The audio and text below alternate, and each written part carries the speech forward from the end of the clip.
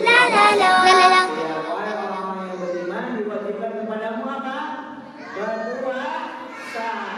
Hadiah pertama. Semuanya siap menjawab.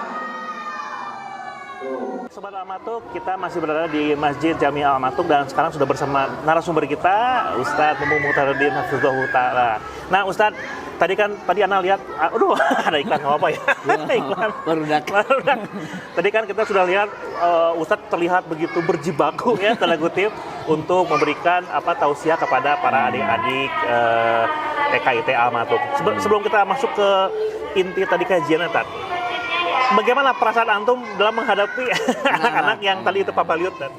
Bismillahirrahmanirrahim. Assalamualaikum warahmatullahi wabarakatuh.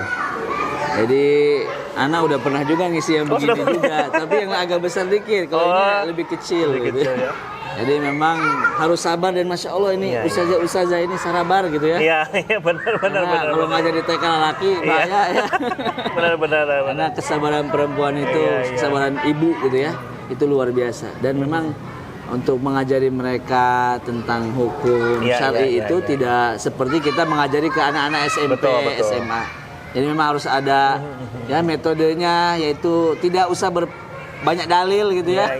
Kemudian yang penting inti-intinya, inti hukum, kemudian tata cara, dan anak-anak itu nggak bisa diberi teori, harus diberikan praktek gambaran. Karena kan mereka anak-anak ini peniru ulung ya. Jadi apa yang dilakukan maka dilakukan oleh orang tuanya, oleh ustazahnya atau ustadznya itu akan ditiru. Itu anak-anak. Makanya orang tua di rumah, bapak ibu sekalian, anak-anak kita akan menjadi anak yang soleh kalau kitanya sendiri menampilkan, menunjukkan dan berperilaku yang solih dan solihah juga di rumah. Apalagi di bulan Ramadan ini. Betul sekali. Nah Ustadz, tadi kan kita juga sudah tahu ya, beberapa kali memang kita juga sudah sering melihat nih Ustadz Mumu ini sudah sering sekali mengisi kajian-kajian untuk level anak-anak nih. Sebetulnya untuk kita memberikan ilmu itu cocoknya dari usia berapa sih? Dari TK apa terlalu kecilan? Apa dari usia SD apa bagaimana? Ya. Sebenarnya di usia anak itu memahami komunikasi. Ya bisa saja anak misalnya 2 tahun sudah mampu memahami hal-hal yang diucapkan oleh orang tuanya, ibunya misalnya membiasakan makan dengan tangan kanan. Itu Yang sudah kecil bisa dulu ya, itu sudah ringan-ringan dulu ya. bisa dipahami oleh anak 2 tahun. Mungkin ada 1,5 tahun yang cerdas-cerdas gitu ya. Atau setahun 8 bulan udah mengerti percakapan. Jadi intinya dimulai sejak dini mungkin. Bahkan kalau kita melihat di buku-buku tarbiyah sejak dalam kandungan pun Sudah mulai sudah bisa diberikan menerima apa namanya ya. Walaupun tidak langsung gitu, tapi dia bisa menyerap gitu apa yang terjadi di luar dia. Oke. Gitu. Nah, kalau untuk anak-anak yang seperti TK ini sudah bisa diajak berkomunikasi, memahamkan agama, tapi jangan terlalu banyak ayat-ayat Qur'annya karena anak-anak juga kan ya kalau main anak kecil gitu kan, apalagi yang panjang-panjang dalilnya. Ya, misalnya dalil-dalil yang pendek. Kemudian cerita-cerita ya itu dan harus sabar. Iya. Jadi nggak bisa semuanya duduk. Nah, itu. Ya, pasti ada yang di belakang kita, ada yang di bawah Jemput, meja. iya. Nah, itu namanya juga anak-anak gitu. Seperti itu. Nah, biasanya kan kebiasaannya nih, sebenarnya pribadi ya. Kadang-kadang kita kalau curhat. Mungkin beberapa dari para wali santri juga wali murid juga mungkin sempat merasakannya. Kadang-kadang kita misalnya sudah mengajarkan hal-hal ringan. Seperti makan pakai tangan kanan. Kadang-kadang anak suka lupa tuh. Kita kadang-kadang refleks, nggak boleh itu. Nah, sebetulnya gimana sih cara ngasih tahu yang betul ke anak gitu? Karena kan yang namanya bisa karena biasa. Namanya anak-anak ya pasti dia butuh untuk diingatkan terus. Jadi kalau Ustaz Anfal bilang mah ya iklan gitu ya. Iklan itu selalu diulang-ulang walaupun orang sudah beli. Iya. Misalnya iklan produk Ronso gitu ya, sabun Ronso itu. Ya kan. Ya orang mah susah burger lah. Burger lah ya. Burger itu orang tahu ya, tapi diiklanin terus. Orang. Nah, itu kadang mungkin nggak tahu laku atau laku gitu ya. Kalau ini ada laku. Kalau ini kan ada produk yang laku, udah nggak usah diiklanin lagi, tapi tetap diiklanin. Kenapa? Untuk mengingatkan dia, untuk mengingatkan bahwa ini terus diingat. Nah, apalagi dalam pendidikan anak. Anak itu harus dibiasakan. Kalau misalnya salah sedikit, kayak misalnya tadi duduk yang rapi, nanti nggak rapi lagi, diingatkan lagi. Karena memang mereka sedang dalam masa pembiasaan. Prosesnya ya. Iya, proses. Dan kita jangan jangan lelah untuk mengingatkan anak. Nah, Ustaz, pertanyaan terakhir nih, Tad. Siap. Sesaat lagi kita dalam hitungan hari sudah masuk ke bulan yang kita nantikan nih, bulan Ramadan. Mungkin ada pesan untuk anak-anak tadi TKIT dan juga orang tuanya dalam mempersiapkan dan menyambut Ramadan ini. Betul, Tad?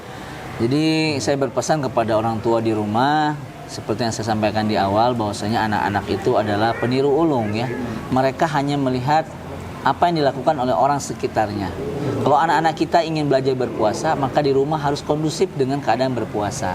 Ya, orang tua mendukung berpuasa, kemudian ayah ibu ya, kemudian kakak-kakaknya, adik-adiknya.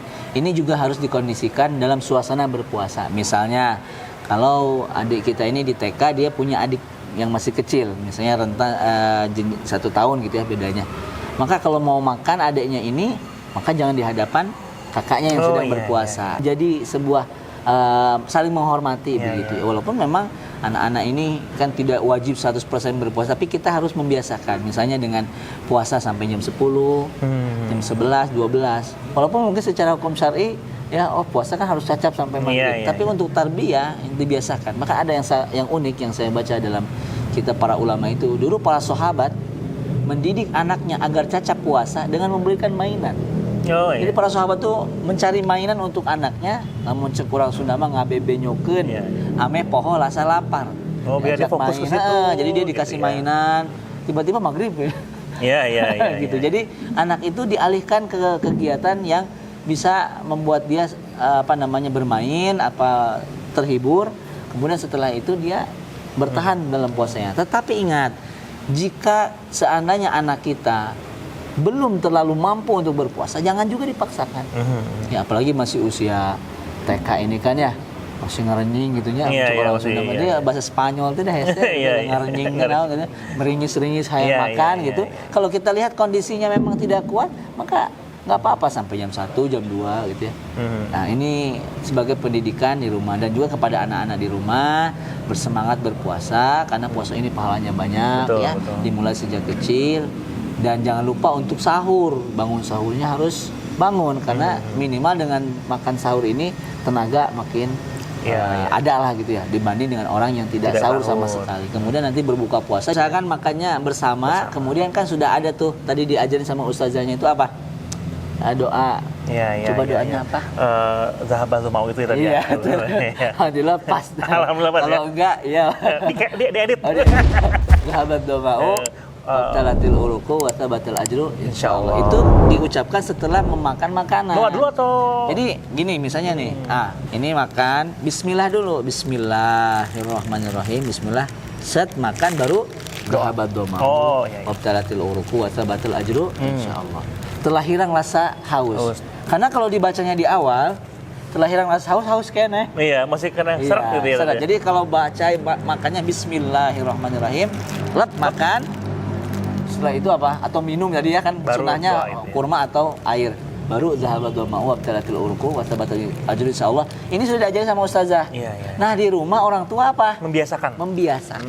Jadi membiasakan karena bahkan ada 30 hari ya. 30 hari buka puasa kan. Kalau 30 hari kalau diulang-ulang anak tuh akan tersimpan dalam pikirannya. Insyaallah di masa yang akan datang dia sudah biasa membaca doa tersebut. Itu mungkin ya. Baik, sahabat baru tetap di Kabar Mahat bersama Nalun Irfani. Kita ke TKIT Almaty. يا وردة غمضي يا وردة هاي الغنوة الحلوة بدنا اليوم نغردة لا لا لا لا لا لا لا لا لا لا لا لا لا لا لا لا لا الورد بحلاها ما بتنسى غلاها إلا بدنا اليوم لا لا لا لا لا لا لا لا لا لا لا لا لا لا لا الورد بالشجرة محبوبة ومعطرة. Ya, sahabat amatur, itu tadi liputan kita pada pagi hari Oke, dari pagi ini kita akan melakukan kegiatan untuk tausiahnya yang semangat Ramadan bersama dan diakhiri dengan buka bersama. Untuk acara, mudah-mudahan kegiatan ini semakin semangat beribadah bersama bulan Ramadan. Bulan ini sampai ketemu lagi di Kabar Mahat selanjutnya. Assalamualaikum warahmatullahi wabarakatuh. الورد بالشجرة ومحبوبة ومعطرة واللي بتفرق أصلا دبلانة ومعطرة فتحي يا ورد.